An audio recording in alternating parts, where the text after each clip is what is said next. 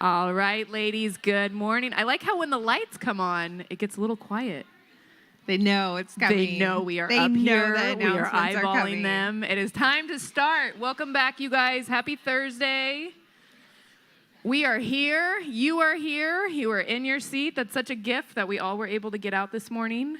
Yeah. And make it here. Yeah. On time, and all those not on coffees, time. Yeah. The coffee is like one of the best things. It's such a gift. I know. Yes, to come in and get a latte. Yeah. Woo. Sidebar, we only had decaf coffee this morning. Do you guys ever wake up and you just have decaf coffee? Do people have decaf coffee in their house anymore? Anyway, that's all we had. So Pregnant all I women have do. had, well, I don't quite follow the rules with that. Anyway, so yes, the coffee bar is a gift to come here this morning when you only have decaf coffee prior. Yeah.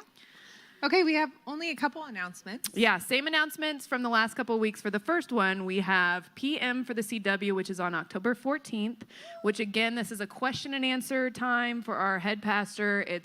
It's great. We've been told that you guys may come in your sweatpants. So literally, It's in the morning. Carrie said, come in your pajama pants. Be cozy. Carrie has a lot of power. Yeah. And authority. So she says sweatpants, so wear your sweatpants. Yeah, you can sign up, register online. It's not too late. Again, it also isn't going to be recorded. I know a lot of our teachings are recorded, but this is an opportunity for you where it isn't recorded. It's not going to be broadcast anywhere.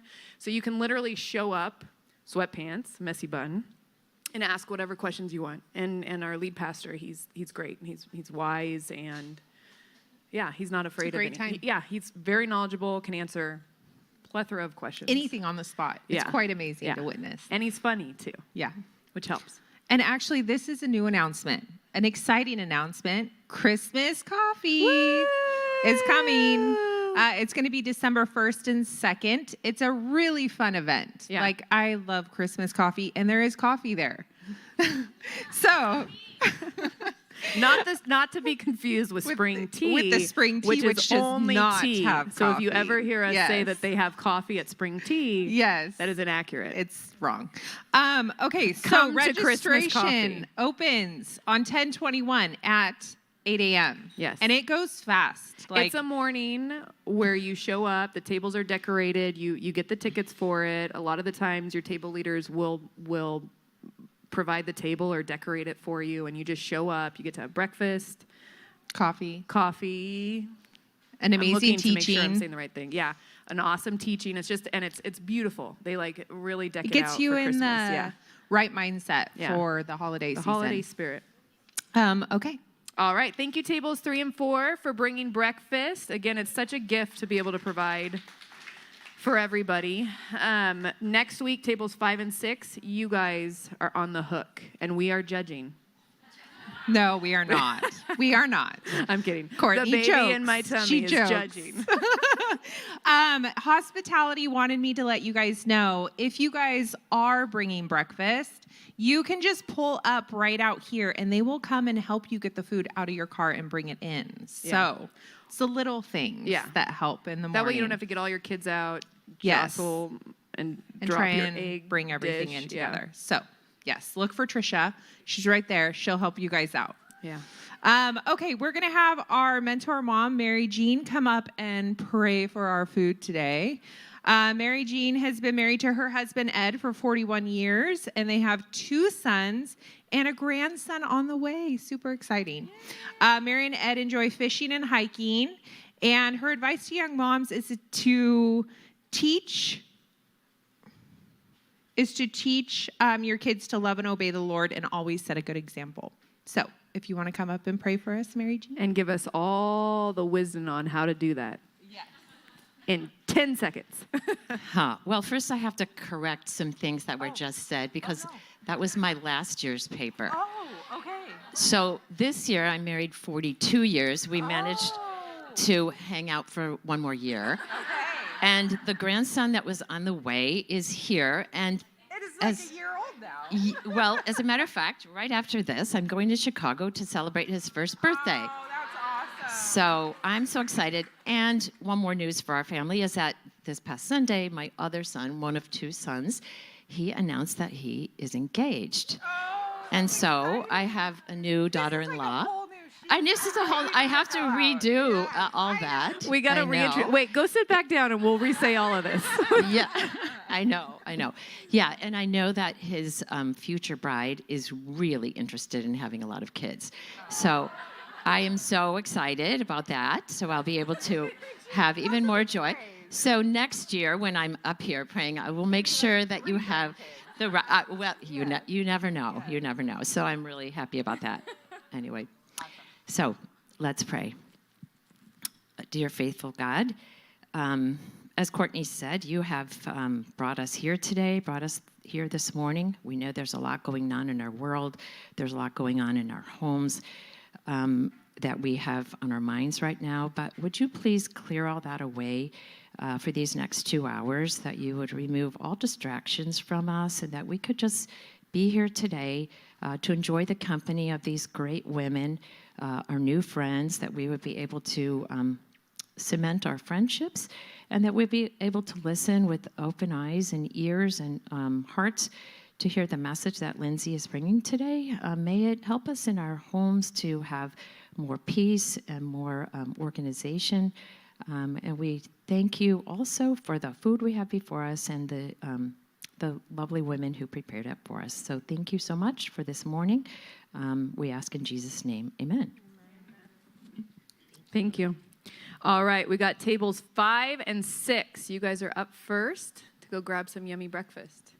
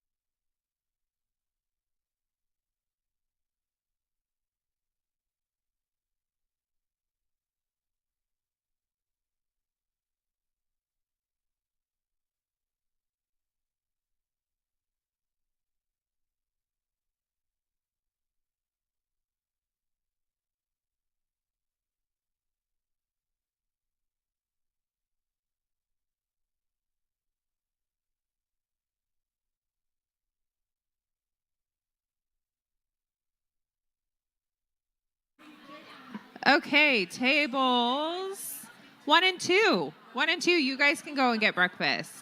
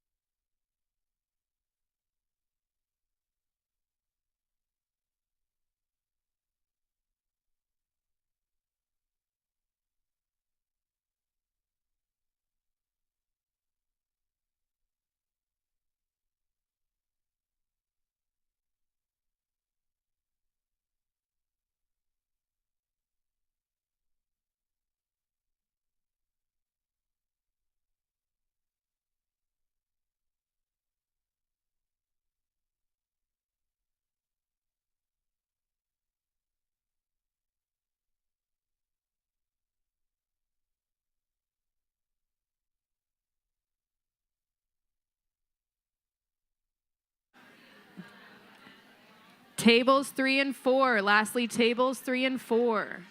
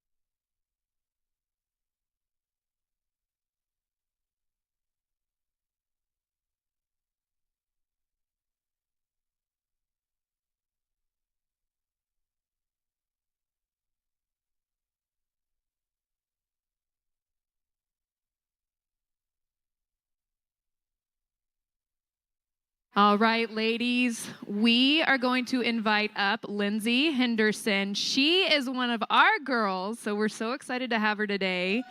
She is a mentor mom on Fridays for Navigating Motherhood. So Lindsay's been married for 21 years to her husband. They have 3 kids. She says she loves doing artsy and crafty things and that she's slowly turning her garage into a Joann's fabric store.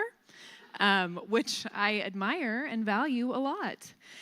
She says as a family, they love playing games, going to Disneyland, being outside, playing by the pool, and we're going to get to find out more about Lindsay today with her talk about managing the household and all the little people in it. So thank you, Lindsay, and let's give her a welcome.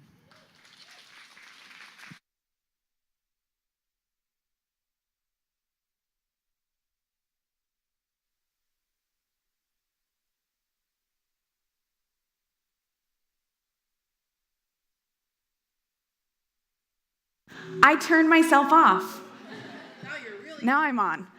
I don't think my house or my garage is becoming a Joann's. I did it again. Don't touch it, Lindsay. All right. So I loved that last week that Karen talked to us about birth order. And for those of you guys who don't know me very well, I am the youngest. And as Karen pointed out, the youngest is usually the least structured and least orderly of all the birth orders. And then add on to that the fact that I'm artsy and creative. This is not my jam. But there is hope for every single woman in here, because if I can pull it together and get my act together, so can you. So that should be super encouraging, that the fact that I am up here right now talking about this should be encouraging. I grew up in a home that was spotless and perfect and flawless. My mom was naturally organized. My older sister was naturally organized, and I was not. I felt like a failure. I felt stressed. I felt frustrated and discouraged because I would try to keep my room organized, and it wouldn't stick. I would fail over and over and over again. But because my mom was neat and tidy and organized, that's what she expected of me. So I learned how to dust my room. I learned how to vacuum my room. I knew how to clean a bathroom, and I could do those things.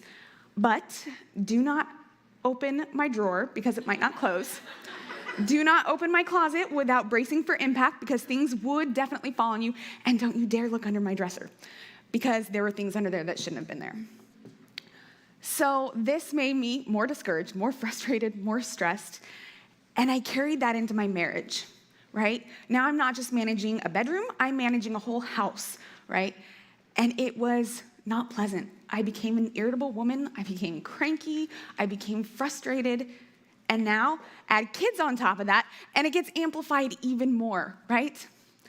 Well, if you guys were to open up your Bible to just about any page and start reading, you're gonna be confronted pretty quickly with this picture of a holy creator. Now, holy is not a word we hear very often. If we do hear it, usually it's not in context. If we hear the word holy, most of us just kind of gloss over that. It's a very churchy word, but I guarantee you that the word holy has impacted your life, whether you're aware of it or not. So, the word holy basically means, it's kind of a 2-part word. The first part just means to cut or to separate. That's literally what it means. So it means that something is set aside for a special purpose. It is special, it is above and beyond, it's in a class of its own. And so we can see where God is holy, that makes sense. He's special, he's set apart, he is so much above us, it's not even funny, right? We can also see that holy implies this sense of moral perfection and purity. So when we say God is holy, it means that he is so far above and beyond in his moral perfection, in the way that he acts, the way that he thinks, and the way that he behaves. And God's expectation for his creation is that we're holy too. Yikes. As I reflected upon this word holy, I started to realize things, right? I had my mom and my sister on this pedestal because their homes were perfect, right? My home is like down here, and their homes were perfect and flawless. But when I started thinking about God's standard of perfection, right? God is perfectly perfect. His standard was like up at the moon, right? So my standard is below the stage. My sister and my mom are here, and God's standard is at the moon. I realized that my definition of perfect failed in comparison to what God's definition of perfection was. And that kind of, actually, you would think that that would make me more tense and stressed, but that kind of relieved some of the pressure. Another thing I realized was that God cared not just about the outward appearance of things. He cared more about what was going on inside of me. He cared more that I was this irritable, stressed out, discouraged woman. That was more displeasing to him than the mess inside my closet. Yikes. And I was determined to fix that. So whether you follow God or not, even the messiest among us, we strive to be more orderly, right? Nobody in here, if I asked you to close your eyes and picture your ideal house, nobody's closing their eyes saying, ooh, I hope there's an extra stain on the carpet. Or, oh, I hope I turn that corner and there's a pile of laundry that I missed. You don't. If you were to picture your perfect house, you're going to picture it better than where your house is now, not worse. The fact that we strive towards better and perfection is just evidence that God has created you in his image, and as he's creating you, he's put his little fingerprints on you, where we were created to reflect certain qualities that God has, and holiness is one of those. So next time you guys are freaking out about your house, just be like, oh, that's because God's holy. So my turning point, because I am very organized now, my turning point for all of this was when a wise mentor about 10 years ago, he said, I see that you struggle with perfectionism. He's like, and you know the saying, practice makes perfect. That's not really accurate. Practice makes progress. And I realized that I'm setting this standard for myself of perfection. I wanted to have that perfect home, and when I tried something and it failed, I just gave up. But he said, you should be aiming for progress. And that's kind of what God expects of us too, as far as getting to that holiness. He wants us to make progress towards holiness. And we should be making progress toward having a cleaner house, right? So my goal this morning, hopefully, is to nudge you in the direction of progress, right? To progress you a little bit further down the road, regardless of where you are, to nudge you in that direction to become more orderly. So I've broken up our morning into 2 different parts. On the first side of your paper, you're going to see a bunch of steps. I basically want to offer a quick thought process as to why we think the way we think about what we do. So a thought process regarding productivity. And then on the backside, we're going to go through some tools. These are the practical things that you could go home and apply today. So we're going to start by thinking about the definition of productivity, and I put it up on the backside of your paper so you don't have to scramble to write this down. But I wrote it this way. Productivity is being intentional to make progress, to develop the set of tools used to skillfully manage what you've been given. I like this definition because this is how I broke down our 4 steps, focusing on being intentional, focusing on making progress, and then the tools, and then skillfully managing. So that's where I'm going to get our points for today. So for point number 1, I want you guys to think about productivity being intentional. If you're going to be intentional with your home, I want you to write it this way: define your destination. Step number 1 is to define your destination. That means that I want you guys to think about a realistic goal for your life. And maybe if life is too big for this morning, think about a realistic goal for your home. Because if we intentionally set a destination, if we intentionally set this end goal for our home, what we want it to be, what purpose and function we want our home to serve, we'll have something to aim for, right?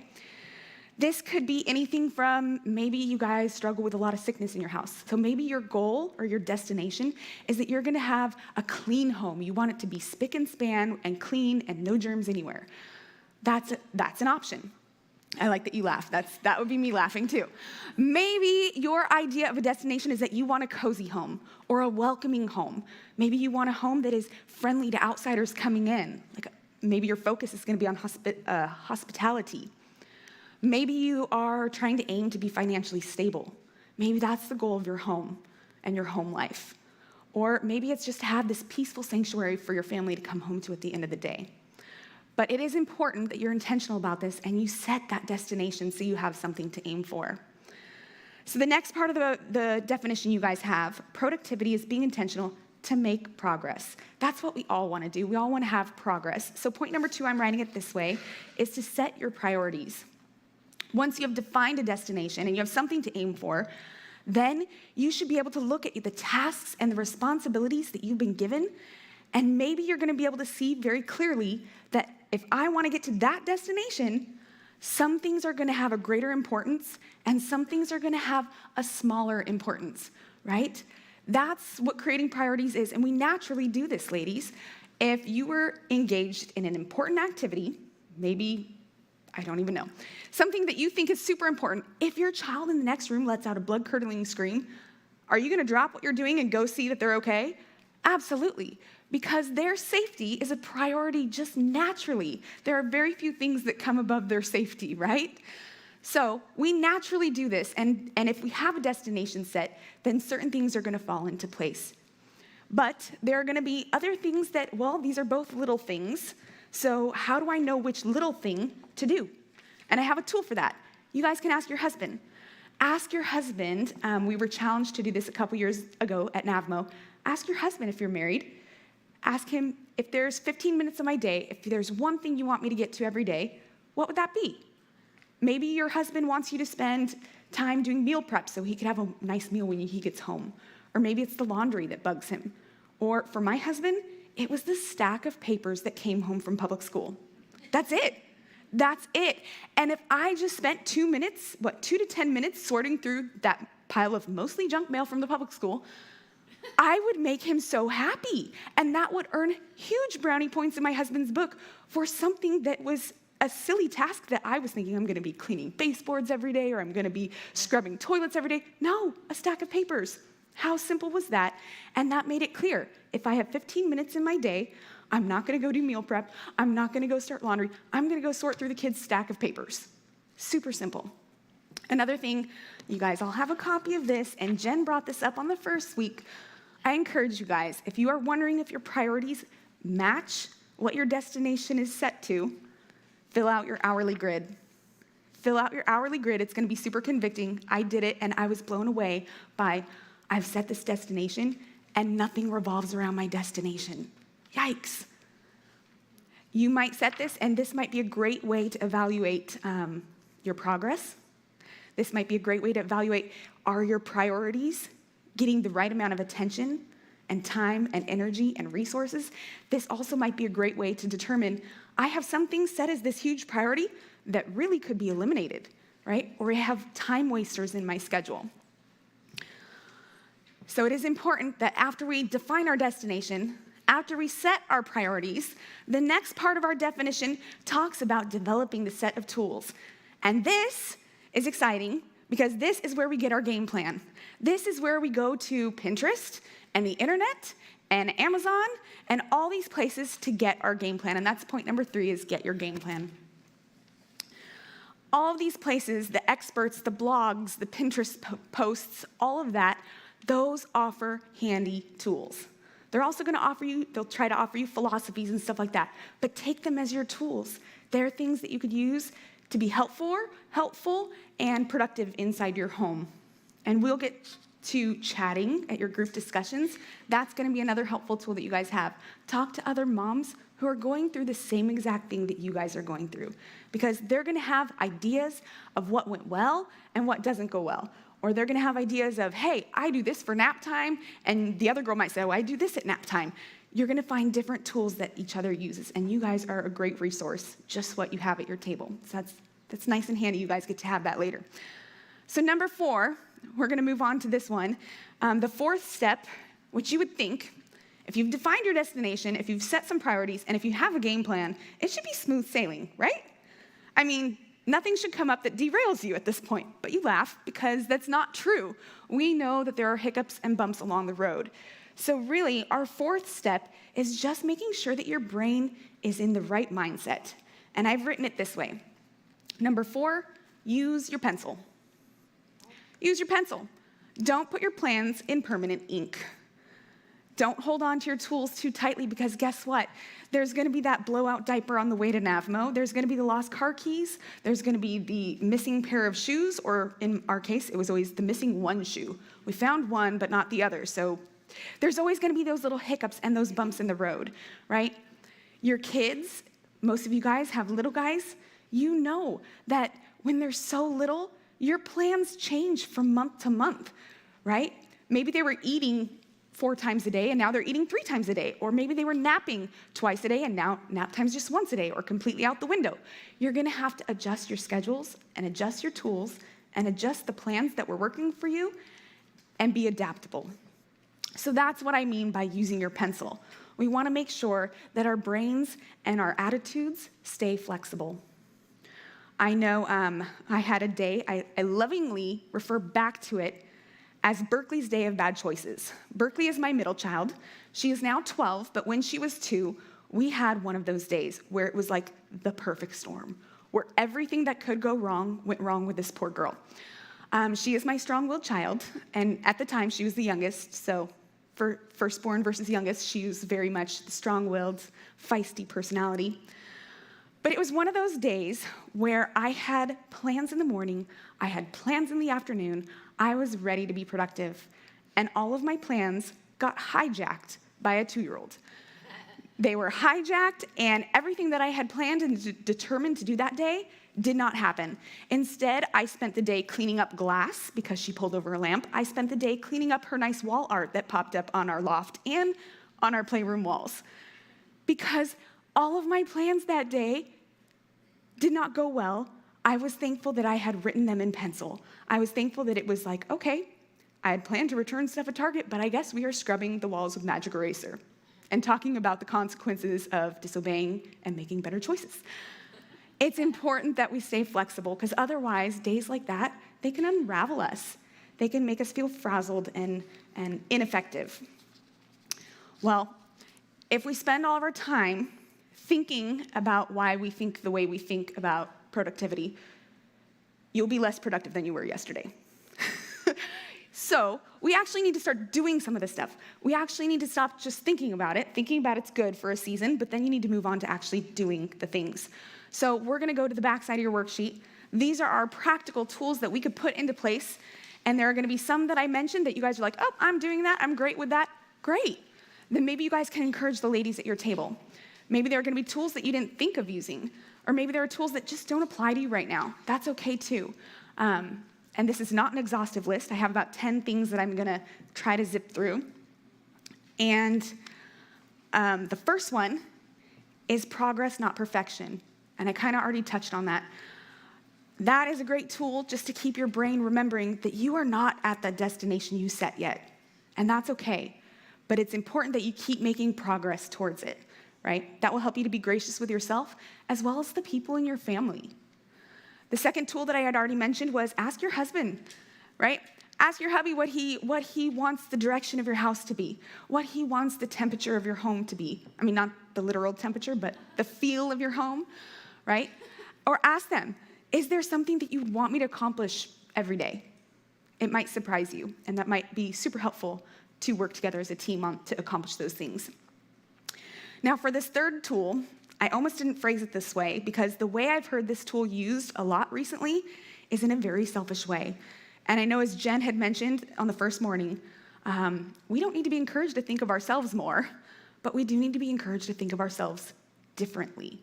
So I'm calling this me time, and I'm hoping that maybe you start thinking about me time the way I'm going to describe it versus what I've heard in the culture nowadays. So as far as a tool, you guys are your best tool. And I know you don't want to hear that you're a tool, but you guys are your best tool, right? To get the things done in your home, you have to be in tip-top shape and in functioning order in order to accomplish things, right? So with your me time, that's gonna be your self-care.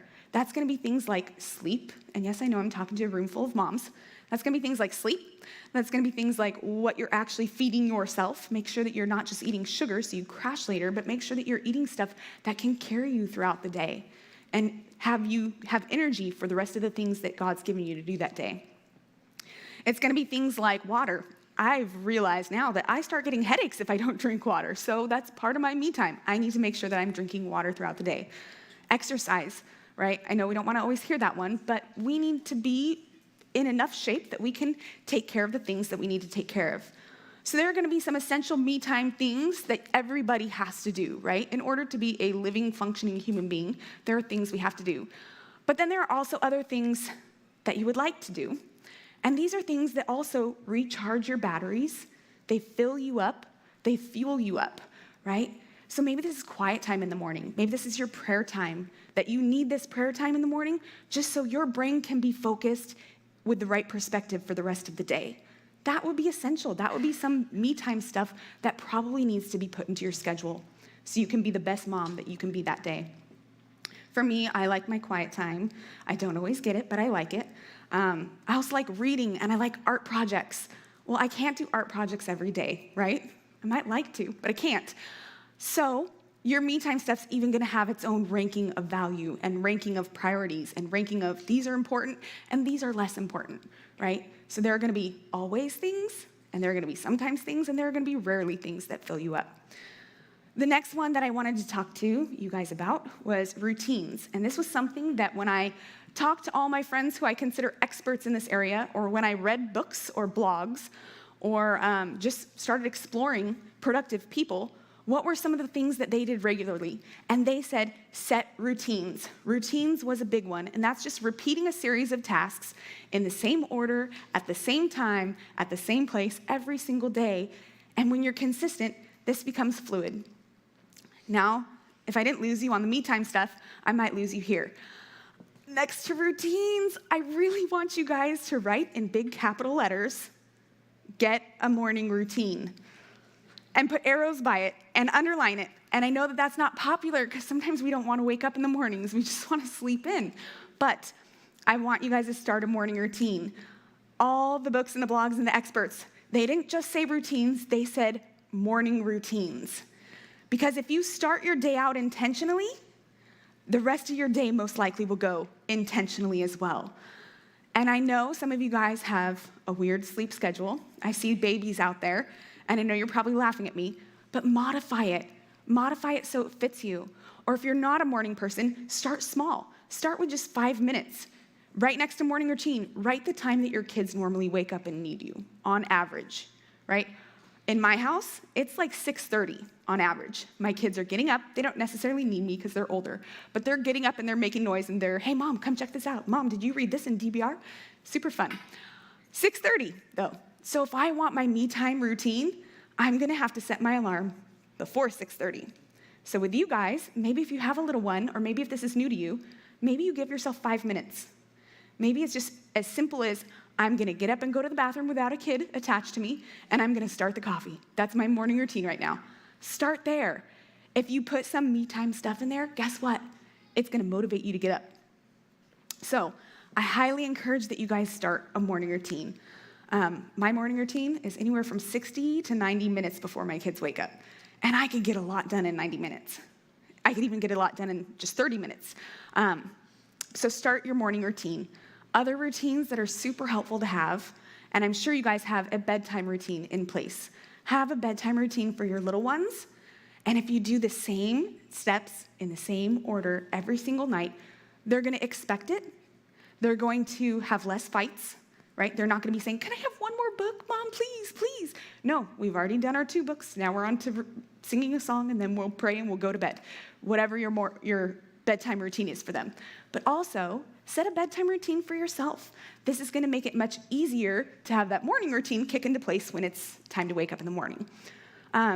We also have a leaving the house routine. My kids are older, so they actually participate in this.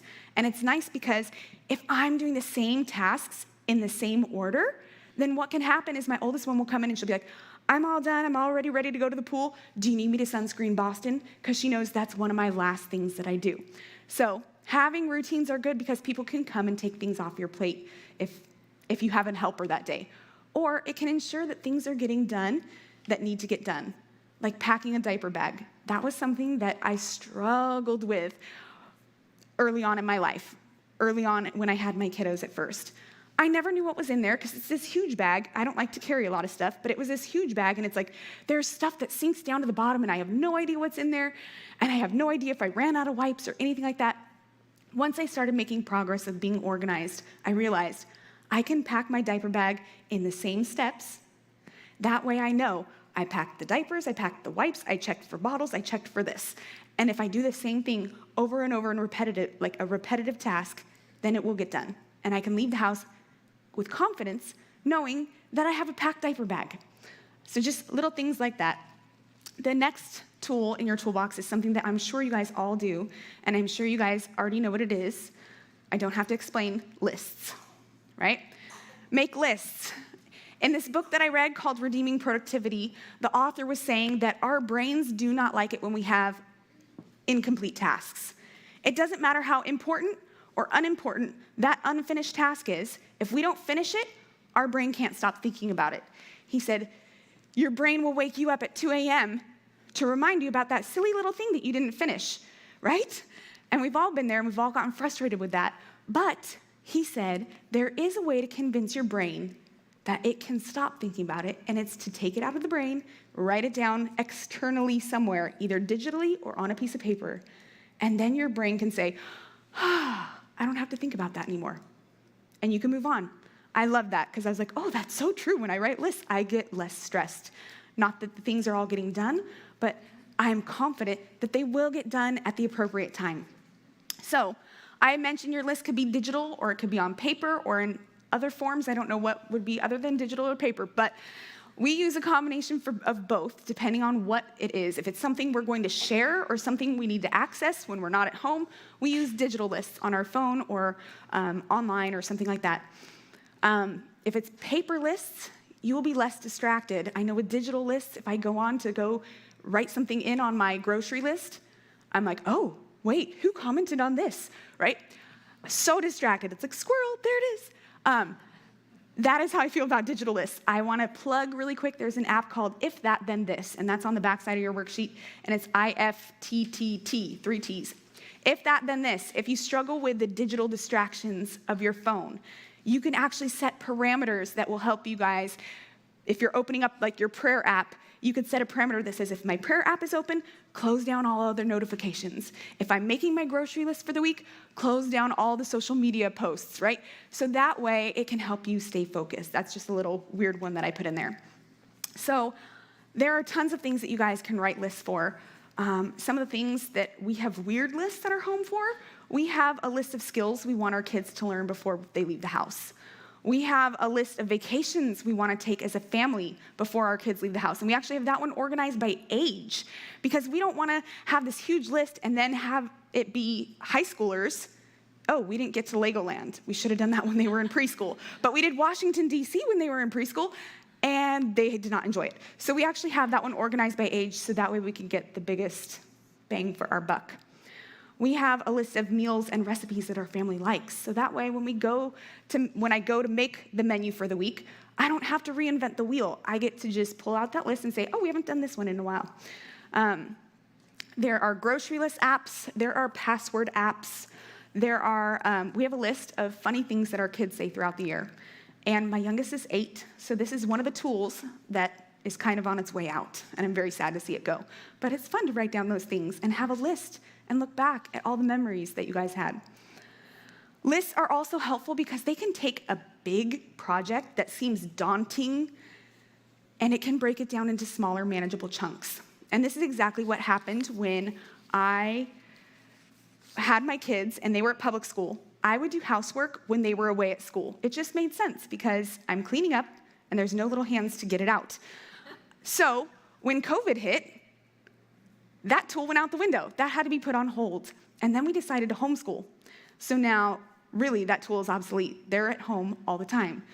So I asked a friend of mine how she managed to squeeze in housework. And she said, I didn't squeeze it in, I scheduled it in. And she had her kids helping her. So you guys have a copy of what I did. She made a master list of all of the tasks that she wanted done and cleaned throughout the week. She broke it down into her 7 days. I didn't do 7 days because I don't want to be cleaning 7 days a week, so I did 5 days a week. And so 5 days a week, I have broad categories where my whole house will be cleaned on one of these days. And then she broke it down further and she said, okay, she had 2 sons, I have 3 kids. So I broke mine down into 4 different people, 4 different roles. So my kids are learning and they're helping me out. But this is a great example of how something giant can be broken down into doable, manageable chunks. And lists can help with that. For the next tool, I already mentioned it with this, it's child training, AKA child labor. No, you guys have these little hands, and if you guys even see it, if you have toddlers, you see it where you're going around and cleaning, and what is your toddler doing right behind you? They have some sort of like paper towel or something, and they're pretending to clean too. They want to help. And as Karen pointed out last week, this is great to help them develop this sense of belonging in the family, right? A sense of ownership, a sense of family identity. If you guys are a team, they should be contributing and helping out, right?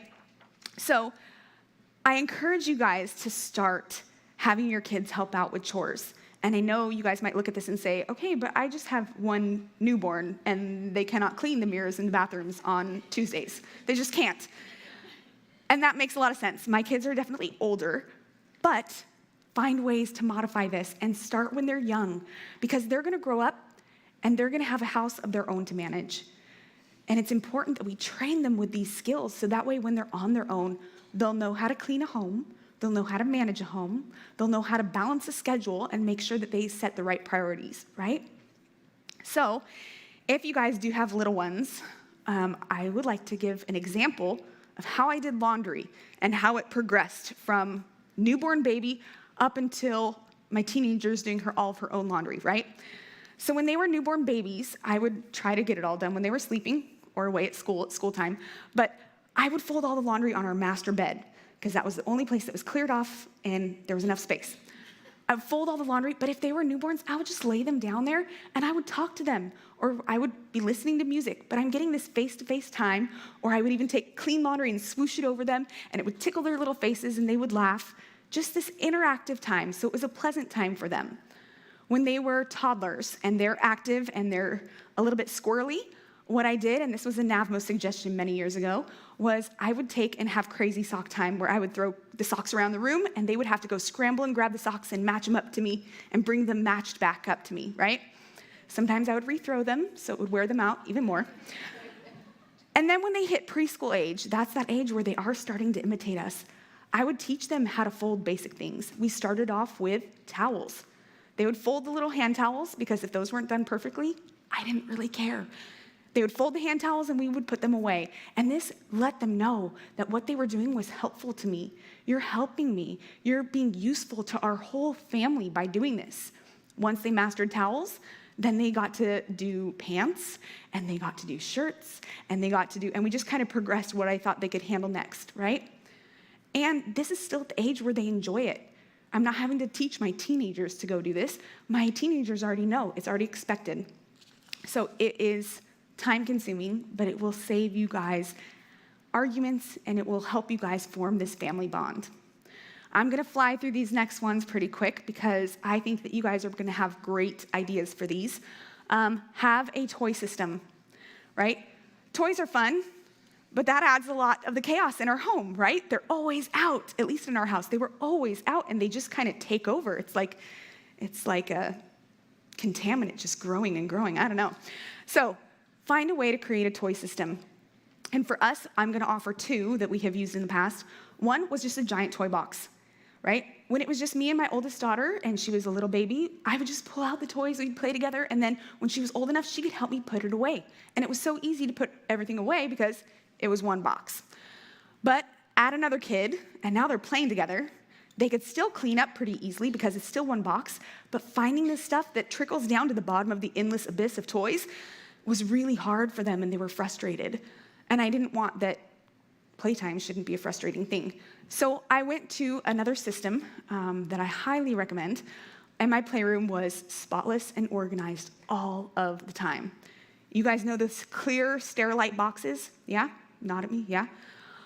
I would measure our toy shelves, and I would figure out, okay, I need about 3 big boxes on the bottom, I need about 8 medium-sized boxes, and then space on the top shelf, we're gonna put like the big toys, like the big giant castle or the farmhouse or whatever it was, right?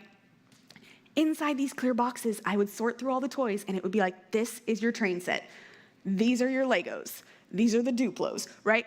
All of the boxes had that specific type of toy. On the outside, I printed a cute little label that had the icon of what it was, and in clear, legible print, it said what it was. And I taped that onto the outside of the box. Then I sat down and I trained my kids one box at a time, because that way, if they pulled out one box, they would play with what was in there. If they wanted to move on, they cleaned it up, put it away before they got out another box. Then, when it was time to clean up at the end of the day, and I said, hey guys, it's time to clean up. We gotta go meet Grandma and Grandpa. There were no tears. It was doable for them to clean it up on their own, and they knew where it went. It was such a great system that I actually highly recommend that. And then when they got older and they wanted to play with, well, I want to do Hot Wheels, but I want to create a city of blocks for them. Okay, do 2 boxes. But you need to be able to do 2 boxes without crying. And when I say to clean up, you need to be able to manage that on your own. So this next tool, and I'm sure you guys have tons of toy ideas that you guys are using already. The next tool is something that was mentioned at NAVMO many years ago, and it's almost like, I picture it like Jiminy Cricket sitting on my shoulder, kind of like telling me, like, don't do this. So the tool is this. Don't put it down, put it away. And I think it might have been Jen Gray that said that. Don't put it down, put it away. Because I am one of those people that I'll just stack stuff. I will go into my house, and if I have stuff in my hands, I just want to set it down so I can go do other things. And this is a great thing that's just on my shoulder saying, don't put it down, put it away. Because if I just took care of it and put it away, as things pop up, just taking care of it, putting it away, I'm going to save myself a bunch of headache later on. Next thing is have a calendar, right? When it's just you, it's kind of easy to remember all the appointments and remember your schedule. But as you add little ones into the mix, as you add your husband's schedule into the mix, having a calendar is super important. You could do it electronically, you could do it paper, or you could do both. I recommend at least having a paper calendar somewhere, because when your little ones are asking you, say, Mommy, can we go to the park? And you're like, I'm sorry, we have dentist. You could actually take them over to the calendar and say, oh, look, we have this scheduled, so we can't do 2 things at once. This is on our schedule today. It also helps with them to be able to grasp concepts of time and days and scheduling. The next 2 I have combined together, and this is a new one to me that I kind of figured out and started loving when I started homeschooling, and this is anchors and stacking, and they're very similar. An anchor is when you're going to take a new task and you're going to tie it to an anchor that's already in your schedule. So, right, the anchors are going to be the things in your schedule that don't move. Maybe that's waking up, or maybe that's going to sleep. Maybe that's lunchtime or another meal time. Maybe that's the kids' drop-off or pickup. If you're going to try to add a new task, it's great to just tie it to one of these tasks. If you're going to try to add exercising, maybe that's what you tie to drop-off, right? Once I drop the kids off at school, I'm exercising. If that comes right before or right after one of your anchors, it's more likely to get done. Stacking is similar. Stacking is when you take an undesirable task and you tie it to something you enjoy, or at least that's how I interpret that one. So for me, I don't like exercising, but I do like watching that fun show that I'm addicted to. So for me, I've tied those 2 together. I'm only going to discipline myself to watch the show while I'm on the elliptical. It just makes sure that one task gets done without the other. Or maybe if you don't like folding laundry, maybe you are going to listen to that Audible book. Or maybe if you don't want to do meal prep, you will listen to fun music as you do meal prep. And the last one that I wanted to give you was set alarms. Set alarms for everything, right? My watch is going off and my phone goes off many times throughout the day. Not only for my morning routine, but it goes off when I was dropping my kids off at public school and picking them up because they have late start days and early out days, and it's hard to keep track of all of them. So set alarms. Set alarms for reminders for the unique stuff that comes up, right? Like signing up for Christmas coffee. Set an alarm to get yourself up and out of bed this Saturday to sign up for Christmas coffee.